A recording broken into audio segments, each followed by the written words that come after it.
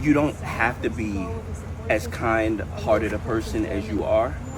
Like, you could let everything that you are turn you into something that's so like detached and cold and like, look at me, I'm so great. You've never done that. On Sunday, Dwayne Johnson Instagrammed his run-in with longtime fan Charles outside Dream Center in LA, which is a charitable organization that Dwayne praises for doing amazing work for our brothers and sisters who are struggling and broken. The mana is real when you shake these hands and feel these hugs. Dwayne took his 2 younger daughters, or as he calls them, our little tornadoes, so they could help out some families going through it. And Dwayne was just leaving when longtime fan Charles was arriving. For like so long, you've been a personal hero of mine. I was just saying that, like in the DC, in our gym over here, DC Fitness, like the fact that you're here is, I can't even imagine it. It's like beyond me. Visiting the center, Dwayne wrote, "Well, let me give you a hug too, man." "We've all been there a time or two. Congratulations. And struggling people don't need a handout, they just need a hand up." And on Monday, Screen Actors Guild Foundation President Courtney B. Vance revealed to Variety that Dwayne has made a historic donation to SAG's Emergency Relief Fund as the actors' strike hits day 12 today. The precise figure wasn't revealed to Variety, but it is 7 digits, so it's at least $1 million. And the foundation executive director says it's the largest single donation that we've ever received from one individual at one time.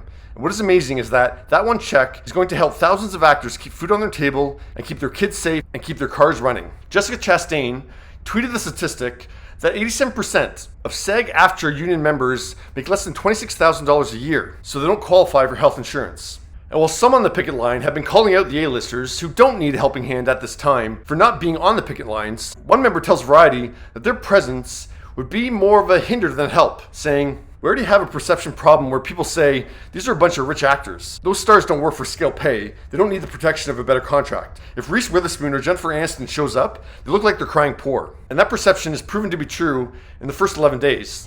Hey, I'm out here to support the unions. I think what they're asking for is totally within reason, nothing overreaching. There are people who are not as fortunate positions as me, and those are the people who are trying to change things for. And for all of us, that's what I'm saying. You lose, we lose, everybody loses. That's tough shit.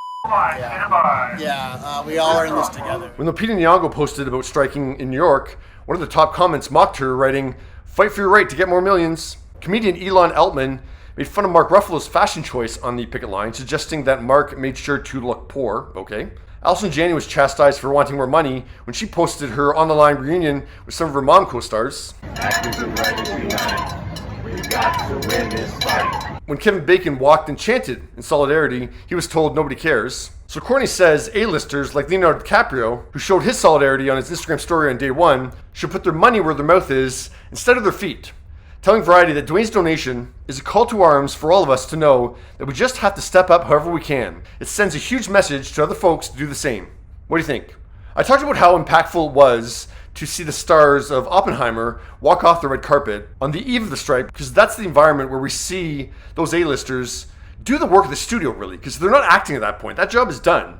They're out there promoting the studio's product, so it's a very impactful visual to see them literally walk off the job. And then if they call a strike, we'll go home. In terms of A-listers hitting the picket line, Hollywood naysayers are going to hate no matter what. Ben Affleck is slammed for not being there. If he did show up, he'd then be slammed for looking like he's greedy, trying to get more money. So from a PR perspective, it's a lose-lose situation for those actors. What the strike really is about, it's the actors versus the studio heads. And the studio heads aren't going to care how many A-listers are on a picket line. They don't care. What they're going to care about is when it starts to hurt their own pocketbook. It all comes down to money, right? Both sides are losing money by the day. If stars like Dwayne Johnson keep that 87% of SAG members afloat, that means the studio heads will have to cave before the actors do. So yeah, stay home, Leo. Jump on your banking app, Hanks, and donate to that strike relief fund, Sandra. And they might have already done that. It only becomes public knowledge when they choose to make it public. But yeah, what are your thoughts on picketing versus donations for that small but mighty group of SAG members who have very big financial cushions?